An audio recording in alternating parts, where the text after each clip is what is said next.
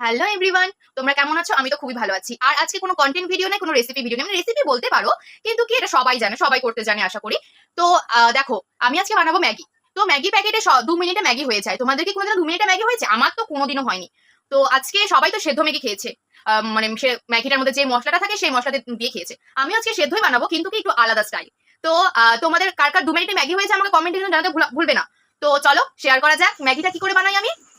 তো এখানে আমি গ্যাসটা জ্বালিয়ে কড়াইতে সামান্য তেল দিয়ে বসিয়ে দিয়েছিলাম। তারপর তেলটা গরম হয়ে যাওয়ার পরে পেঁয়াজ লঙ্কাটা ভালো করে ভেজে নিয়েছিলাম। বেশি ভাজার দরকার নেই, সামান্য ভাজলেই হবে।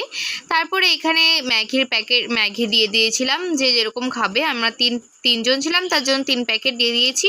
তারপরে জল দিয়েছি, তারপরে লবণ আর হলুদ দিয়ে ভালো করে মিশিয়ে নিয়েছি।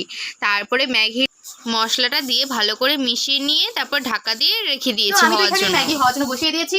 আর তোমরা যদি আমাকে কোনো কিছু প্রশ্ন চাও, আমাকে প্লিজ কমেন্টে জানাবে, আমি সব প্রশ্নের উত্তর দিব। আর তোমরা আমার কাছে কিরকম ভিডিও চাও, তো প্লিজ আমাকে জানাবে, আমি সেরকম ভিডিও করার চেষ্টা করব। তো ম্যাগিটা কিরকম হয় সেটার ফাইনাল রেজাল্ট দেখতে হলে আমার সাথে থাকতেই হবে। তো একটু ওয়েট করতে হবে, আমি আবার চলে আসবো। তো এখানে আমার ম্যাগি কমপ্লিট হয়ে গেছে।